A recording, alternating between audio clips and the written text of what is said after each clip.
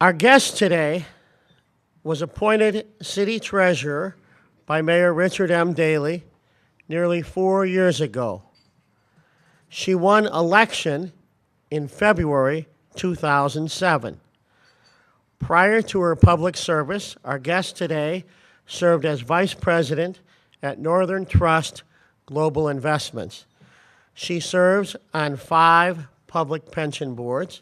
Our guest today graduated from Smith College and earned her master's degree from the University of Chicago. Ladies and gentlemen, please welcome back the treasurer for the city of Chicago, Stephanie Neely. Stephanie? All right, now have fun, just like my mom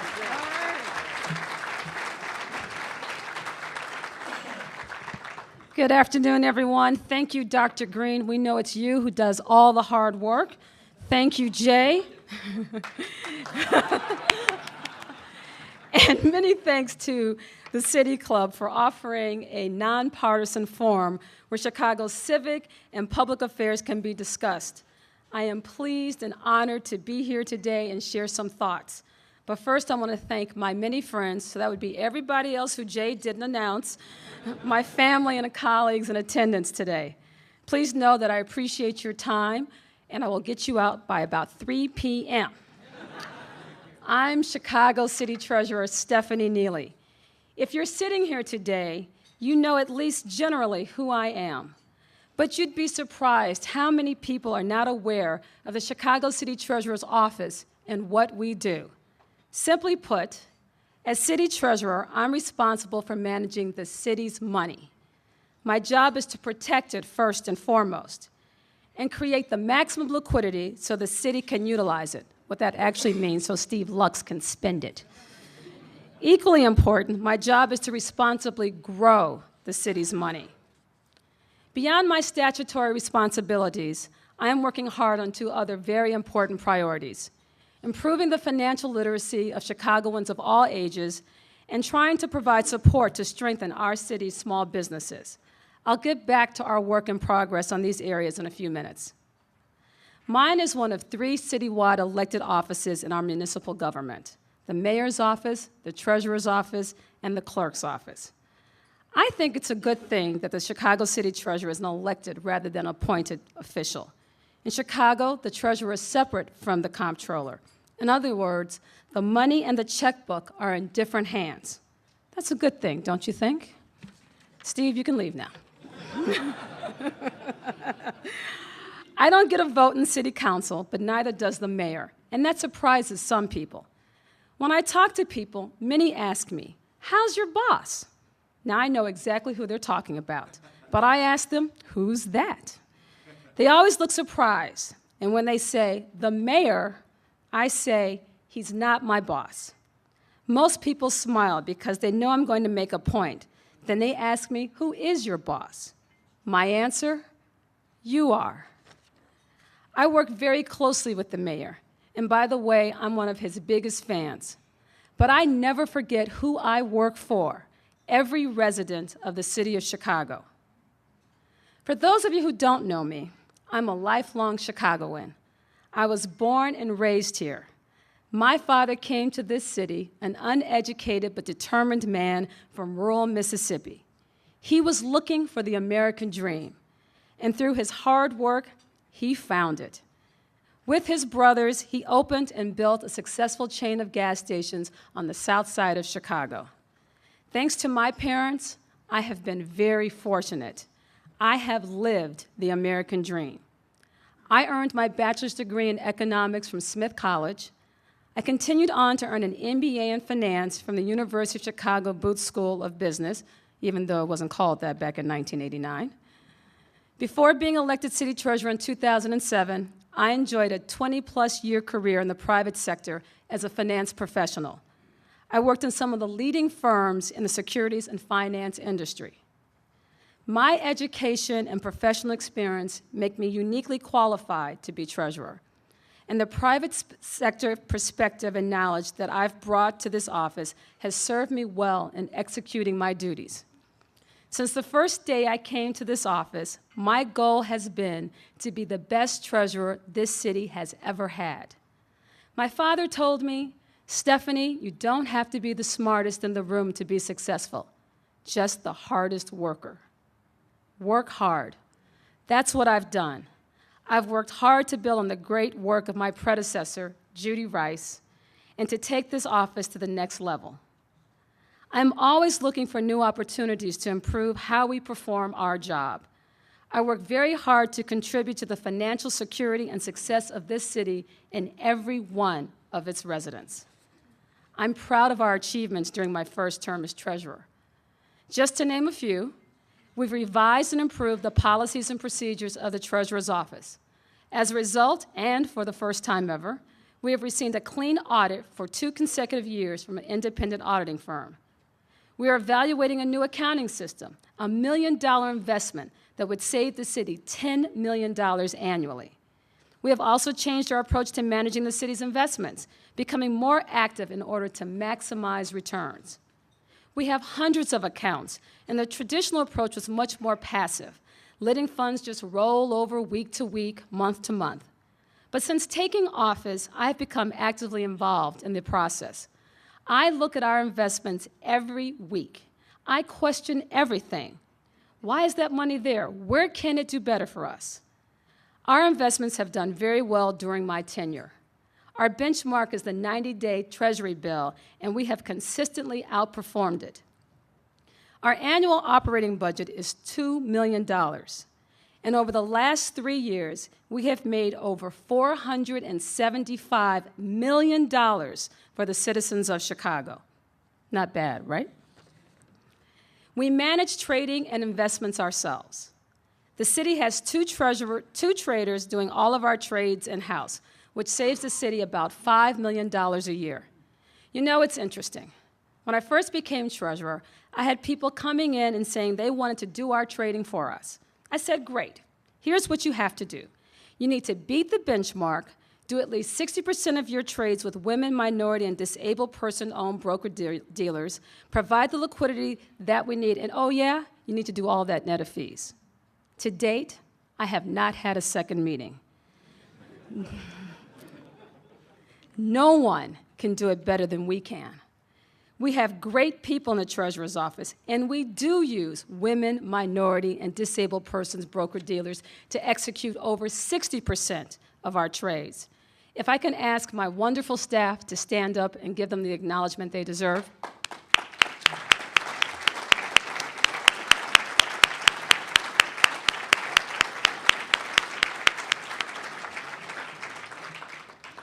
More importantly, we do it safely. I got a call from a reporter the day after the stock market crashed in 2008.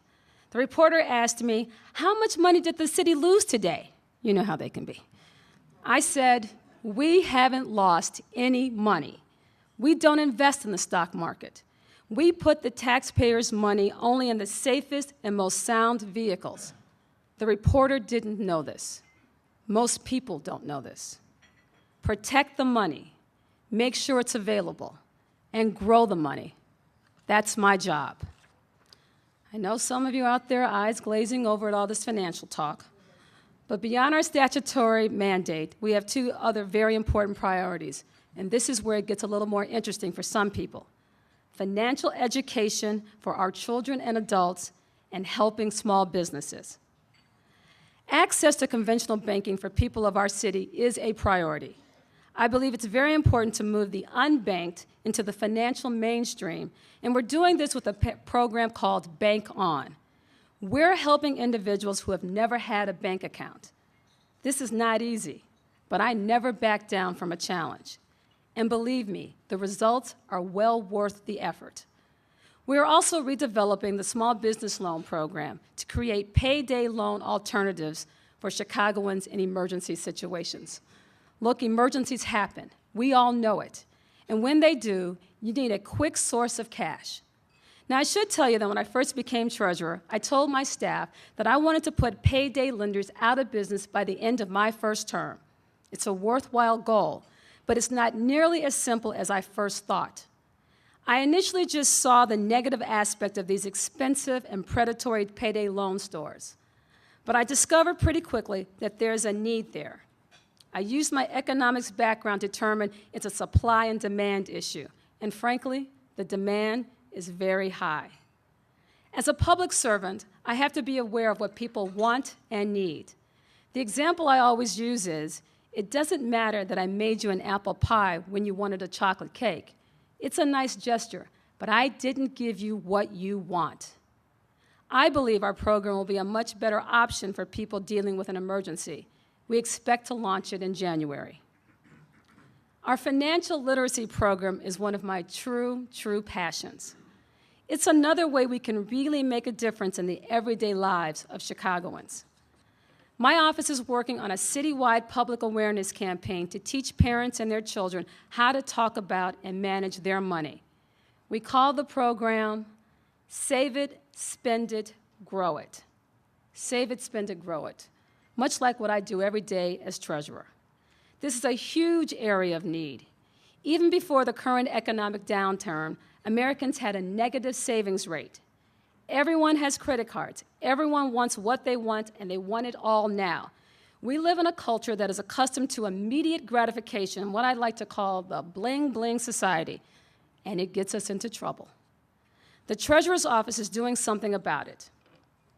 Over the last 2 years, our financial education initiative for students and their families has reached more than 200,000 students across the city. When we initially brought the idea for this program to the Chicago Public Schools, it was met with much skepticism, and we were told it's not a good fit. But I would not take no for an answer. The stakes are too high for our young people. And I'm proud to say that more than 195 schools have reached financial education resources to help teach students about choices they can make with their money. Next year, we plan to further grow this program to reach every single 3rd and 5th grade student in the Chicago Public Schools system. And even that won't be enough.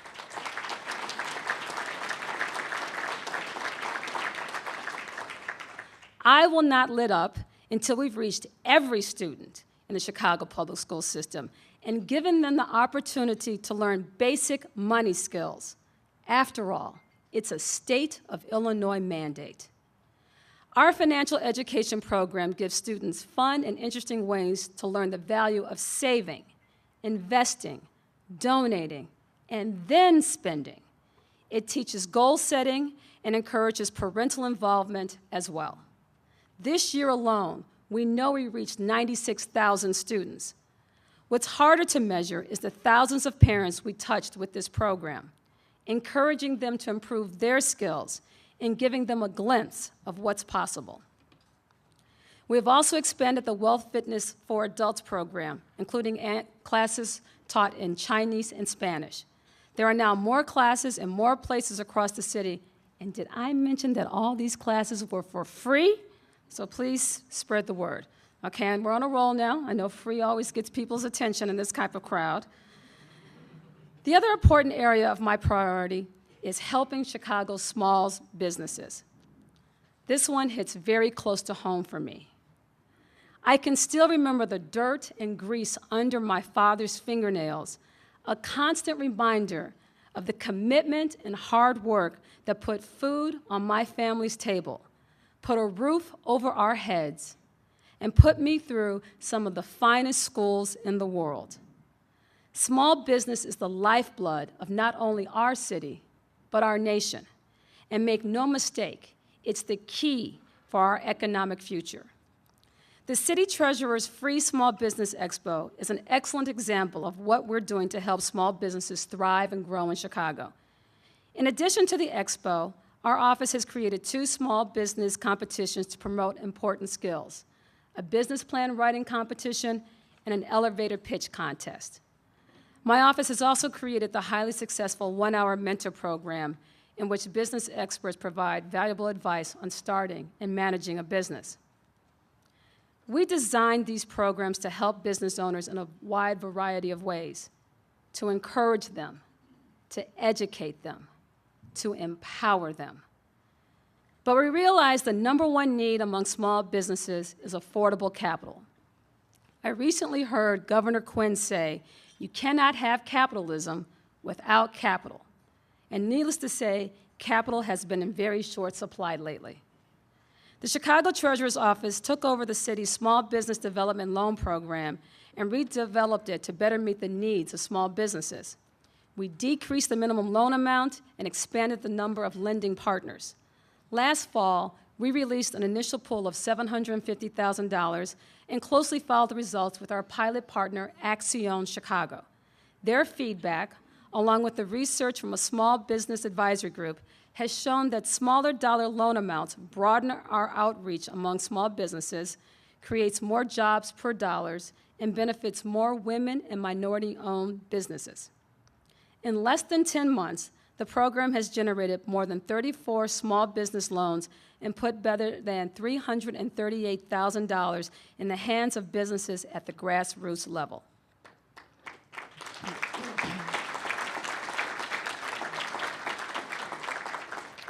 And to date, every single loan is current.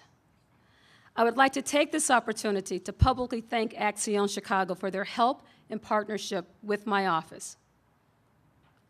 I am very proud of what I've accomplished in my 4 years as City Treasurer. With the help of many very skilled and dedicated people, I have moved this office forward. We have improved internal processes, we've increased returns on the city's investments, we've expanded our reach to help small businesses and promote financial literacy for Chicagoans of all ages. But I'm not satisfied. I'm never satisfied. That's just how I am. My parents infused me with this drive, this competitiveness, this passion to be the very best. I have worked very hard to achieve this goal, and I'm not finished. There is much more that I can do for this great city and its people. That's why I recently announced my intention to run for re-election. I am humbly asking for the opportunity to continue to apply my financial knowledge, my passion for excellence, and my commitment to the people to help make Chicago, already the best place to live and work, even better. Without a doubt, things are getting a little interesting now that our mayor has chosen not to run for re-election. But I think it represents a challenge, an exciting challenge for all of us, to continue his work, to grow our city's economy and create sorely needed jobs, to continue to build and rebuild our city's infrastructure, to continue to improve public safety, to tackle and close the education gap that plagues our public schools. As civil servants, business people, and residents, our mandate is to work together and make these things happen. You see, the people of Chicago are not looking for political posturing. They are looking for professionalism. In me, Chicago has a finance professional. Chicagoans are looking for stability in these challenging economic times. I bring stability. And as I just outlined, I have proven myself in this job, protecting the city's investments through the worst financial times most of us have ever seen. The people put their trust in me 4 years ago. I will work hard to earn that trust every day in my next term as City Treasurer. And finally, if I can just take a second to offer a little bit of advice. The Bears, they really need to get to Aaron Rodgers or he's going to eat our secondary apart. Go Bears. Thank you very much.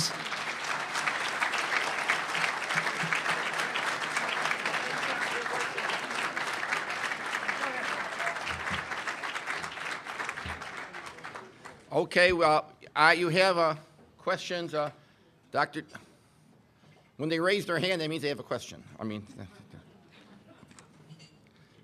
Ms. Northampton,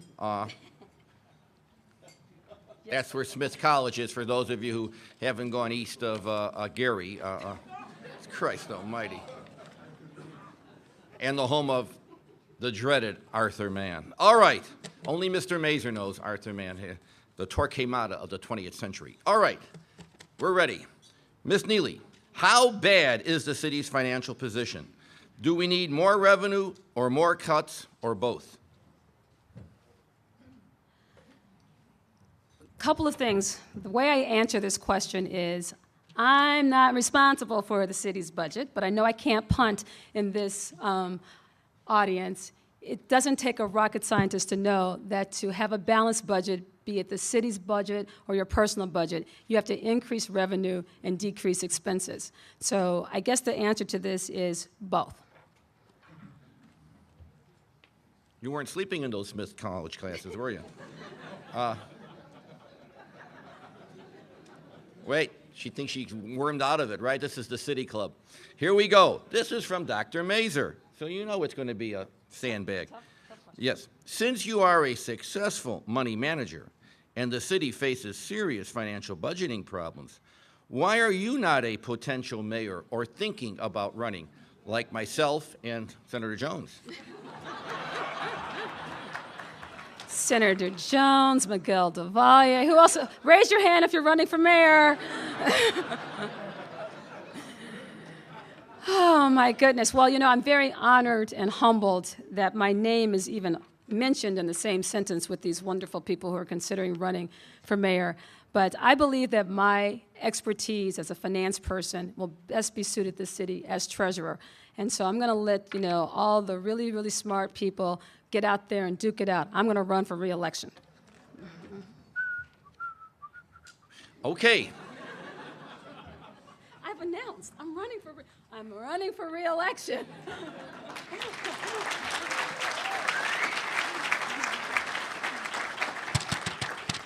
Any more? Cowards die many times before their death. The valiant taste death but once. No more? Well, Alderman Moore, as treasurer, you serve as trustee on Chicago's 4 pension funds. Yes. All 4 are underfunded. Yes. Especially all 4 are underfunded. What is the current financial condition, especially of police and fire? There's a lot more to it, but that's enough. Well, the other part is, what is your prescription for? Well, you think she's going to answer that? Well, I'll answer your first question. They're bad. And if I had the answer, I would have invited you all to my private island because I would have a crystal ball and answer all of the problems that they're having. The problem with the pension funds is we sort of view it as a 3-legged stool. It's contributions, it's benefits, and it's investments. As a trustee, the only thing that we can somewhat control, and it's very little, is the investments. We cannot invest our way out of this problem. Full stop. Cannot. And so that means that we need to really look at contributions and benefits, and that's not something that, as a trustee, we have any control over. So I throw it back to you, Alderman. What are you going to do about the pension problem?